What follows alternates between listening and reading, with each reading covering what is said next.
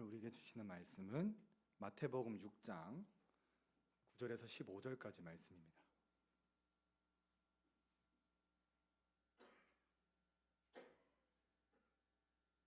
마태복음 6장 9절에서 15절까지 말씀. 신약 성경 8쪽에 기록이 되어 있습니다. 우리 함께 교독하시겠습니다. 그러므로 너희는 이렇게 기도하라. 하늘에 계신 우리 아버지여, 이름이 거룩히 여김을 받으시오며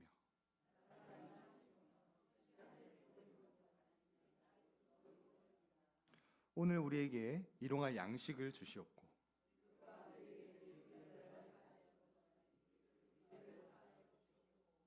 우리를 시험에 들게 하지 마시옵고 다만 악에서 구하시옵소서. 나라와 권세와 영광의 아버지께 영원히 있사옵나이다. 아멘.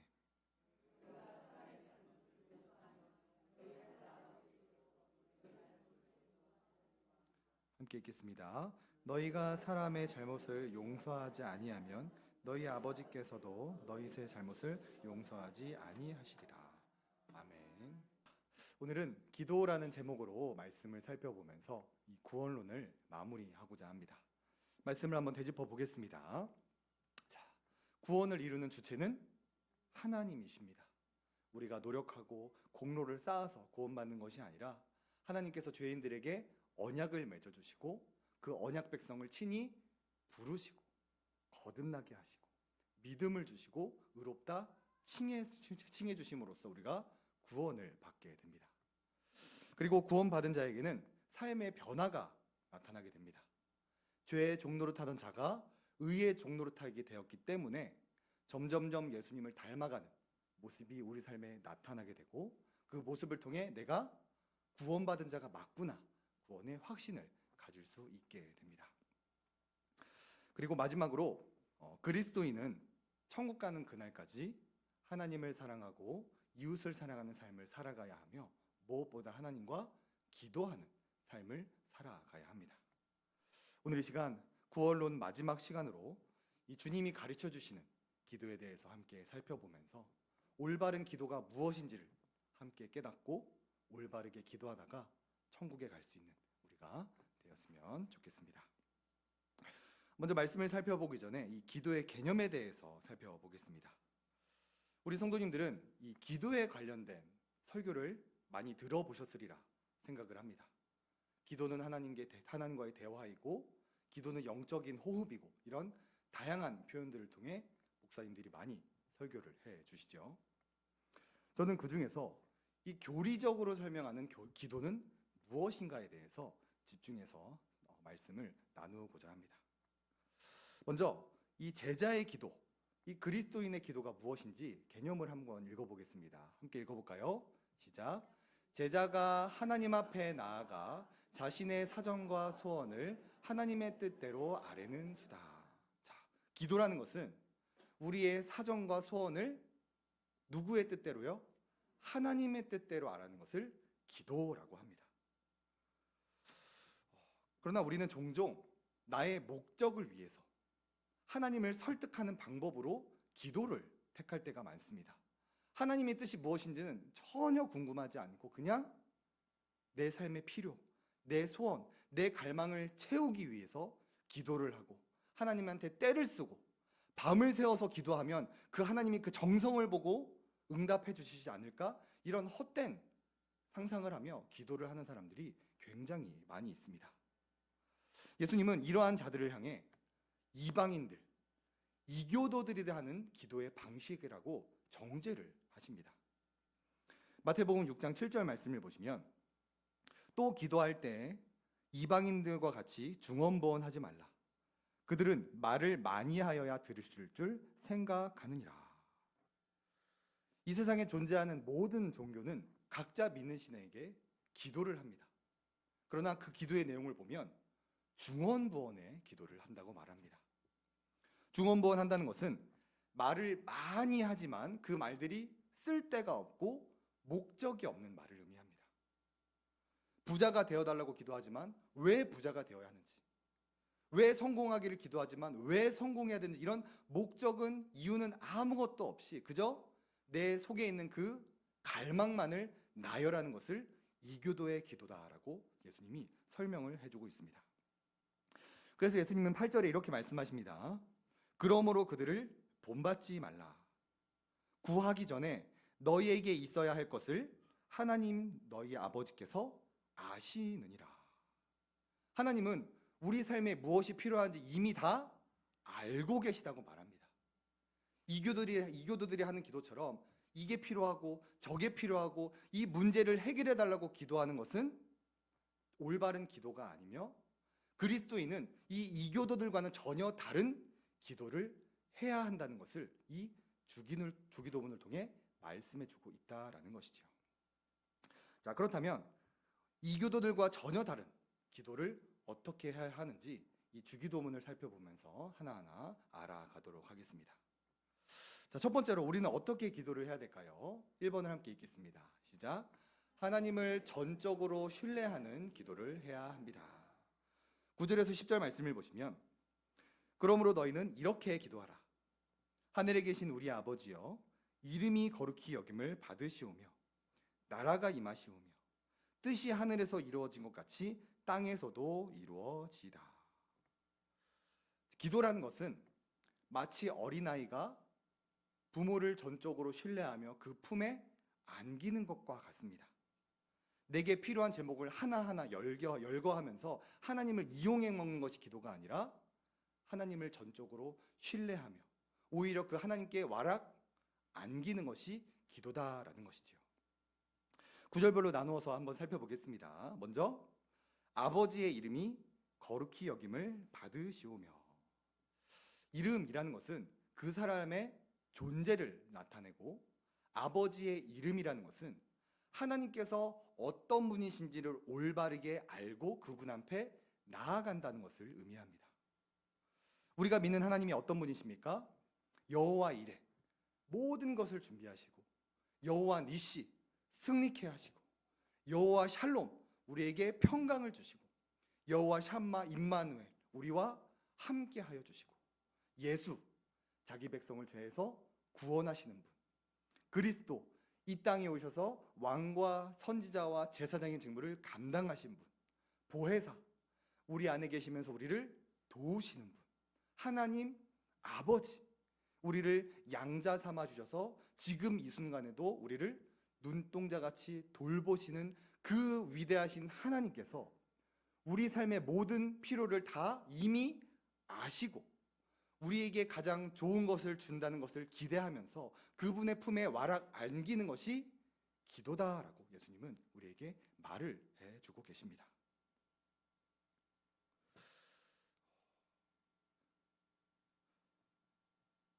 두 번째로 하나님의 나라, 하나님의 뜻이 이루어지기를 기도해야 한다고 말해줍니다.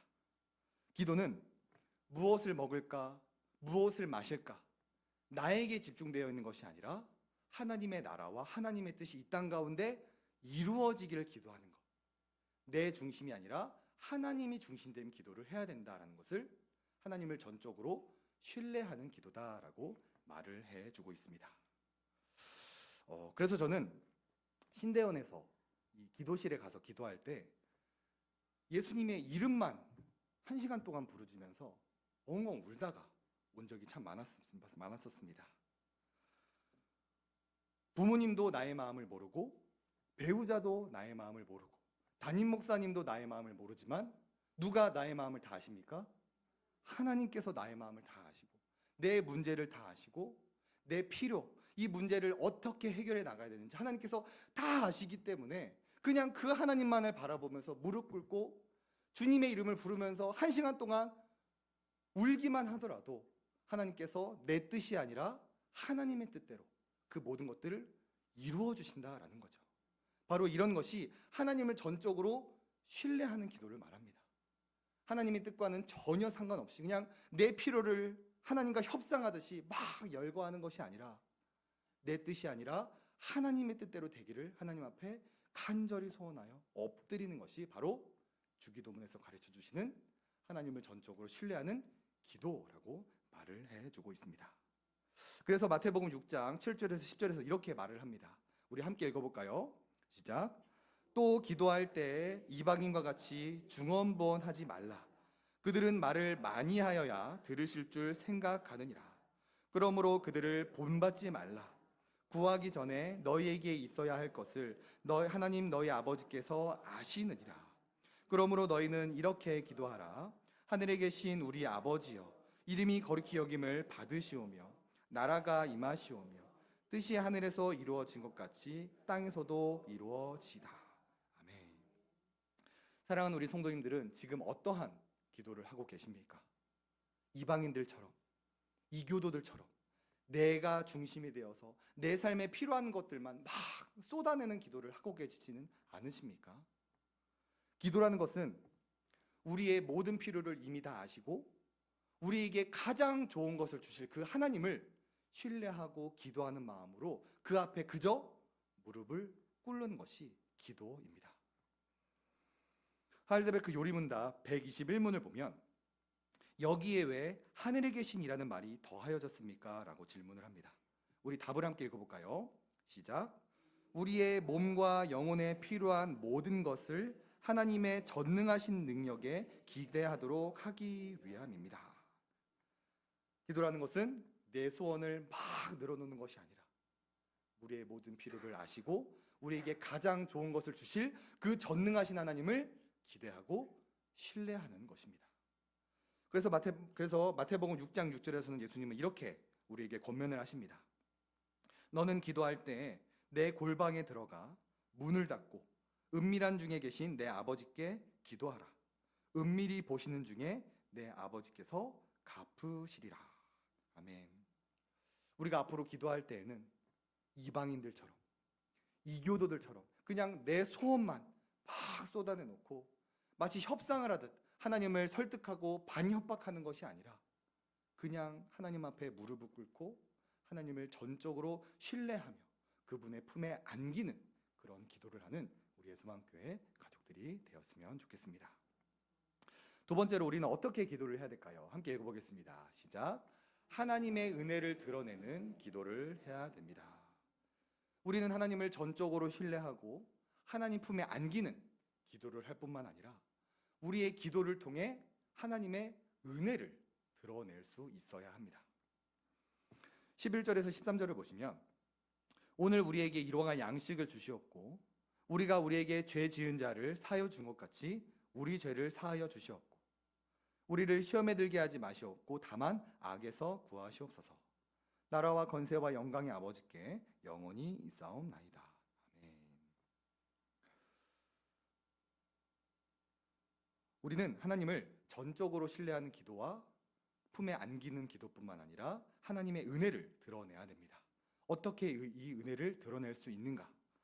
구절별로 한번 나누어 보겠습니다. 첫 번째로 오늘 우리에게 일용할 양식을 주시었고 우리는 지금 월급을 받습니다. 한 달에 한 번 돈을 받기 때문에 한 달간의 계획을 짜죠. 그리고 제가 호주에 있을 때에는 주급을 받았습니다. 한 주마다 돈이 들어오기 때문에 주별로 계획을 짰었습니다. 그런데 하나님은 자기 백성들에게 1급을 주십니다. 여기서 일용할이라는 단어는 그날 필요한 날마다 매일이라는 의미를 가지고 있습니다. 하나님은 자기 백성에게 이 1급을 주신다라는 거죠. 광야 시절을 한번 생각해 보면 하나님께서 만나와 메추라기를 주실 때 한 달분, 한 주분 주신 게 아니라 그날 먹고 마실 수 있는 그 분량만을 제공하셨다라는 것을 알 수 있습니다. 자, 그렇다면 하나님은 왜 한 달치, 일주일치의 1급을 주신 것이 아니라 단 하루 만에 일용할 양식을 주셨던 걸까요? 그것은 일용할 양식의 목적을 알게 되면 쉽게 이해할 수 있습니다. 우리 목적이 무엇인지 세 가지 함께 읽어보겠습니다. 시작. 하나님에게 우리의 생명이 있습니다. 하나님에게 우리의 필요한 모든 양식이 있습니다. 하나님을 의지하지 않고는 살아갈 수 없습니다. 하나님께서 우리에게 이 일용할 양식을 구하라고 기도를 요청하신 것은 하나님의 은혜가 없이는 단 하루도 살아갈 수 없다는 것을 드러내기 위해서 일용할 양식을 구하라는 기도를 우리에게 가르쳐 주셨습니다.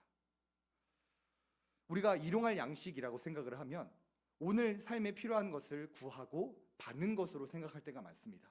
그러나 반대로 일용할 양식을 주시옵소서라는 기도는 하나님이 없으면 우리가 단 한순간도 살 수 없다는 그 은혜를 드러내기 위한 수단이다라는 것이죠. 마태복음 13장 말씀을 보시면 천국은 마치 밭에 감추인 보화 같으니 사람이 이를 발견한 후 숨겨두고 기뻐하며 돌아와서 자기의 소유를 다 팔아 그 밭을 사느니라. 우리는 우리의 모든 소유를 다 팔아서 천국을 산 사람들입니다. 우리의 모든 소유권을 하나님 아버지께 넘긴 사람들입니다. 그렇다면 우리가 이 땅에서 어떻게 살아갈 수 있습니까?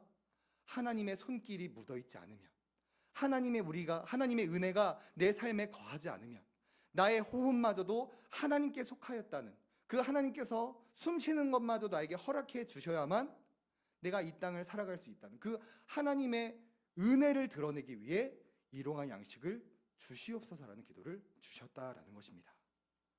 우리가 이와 같은 기도를 하며 살아갔으면 좋겠습니다.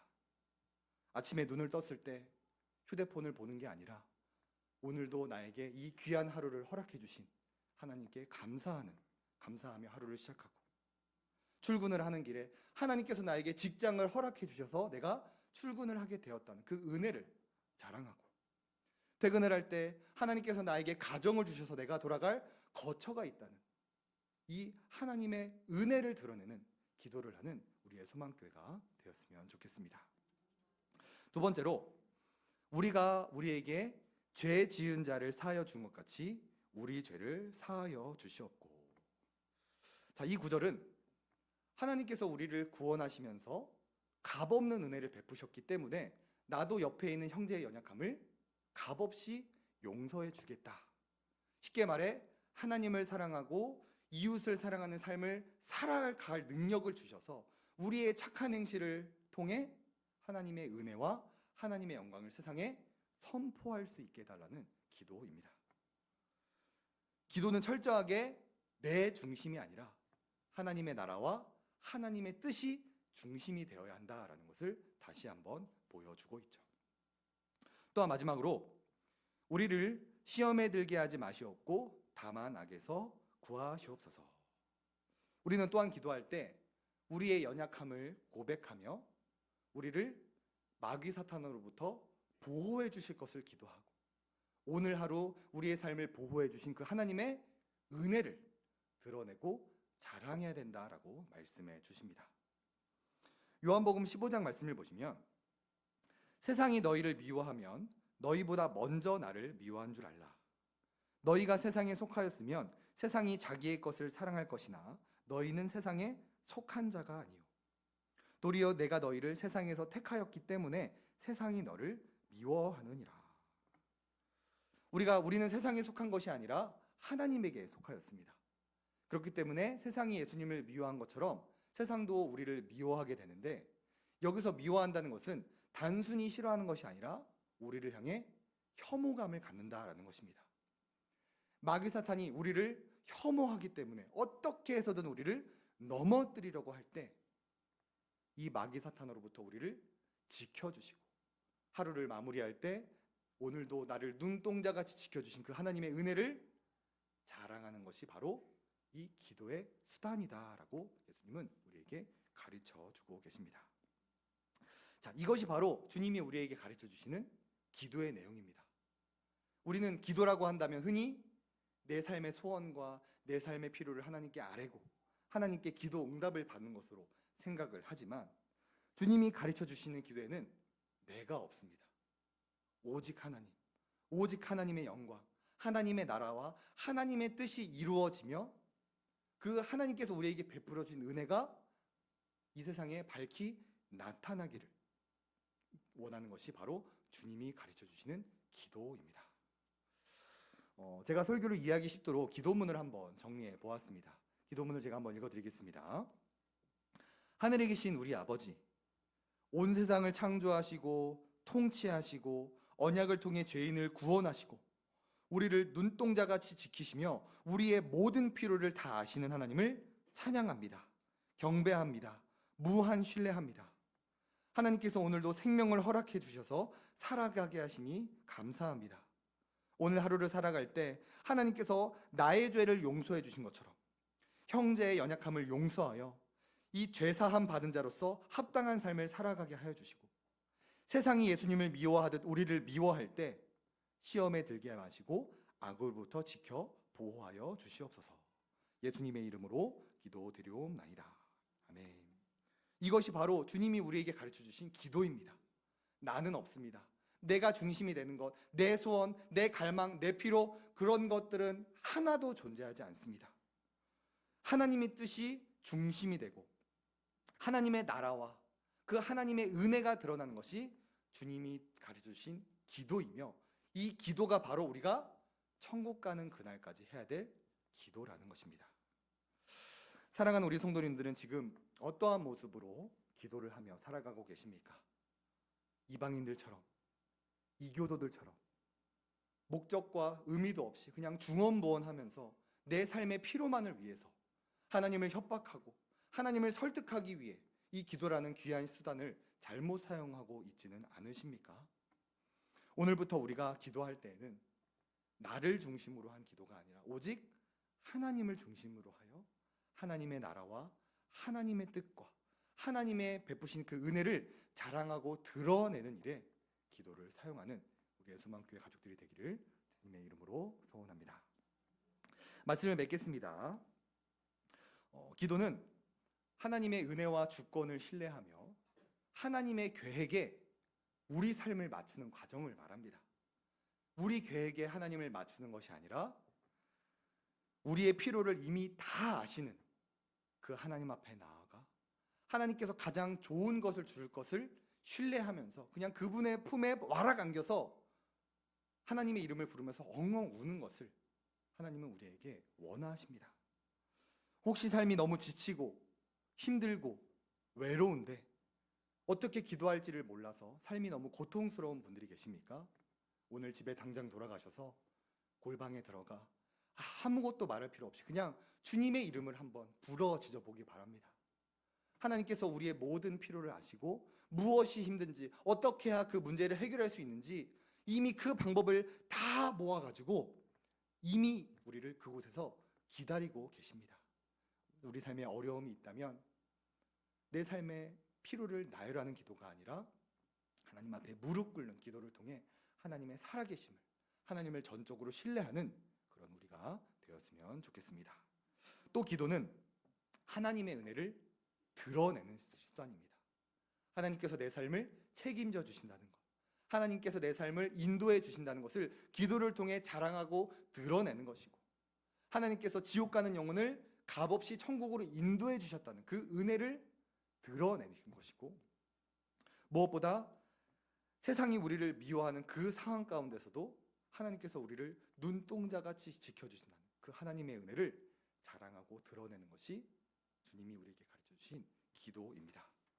우리가 이것을 기억하면서 오늘부터는 내가 중심이 된 기도가 아니라 오직 하나님이 중심이 된 기도, 내 뜻과 내 소원과 내 갈망을 나열하고 아뢰는 기도가 아니라 하나님의 나라와 하나님의 뜻이 이루어지기를, 하나님께서 우리에게 이미 베풀어 주신 그 은혜를 자랑하는 목적으로 기도를 사용하다가 천국에 갈 수 있는 우리의 소망교회 가족들이 되기를 주님의 이름으로 소원하고 축복합니다.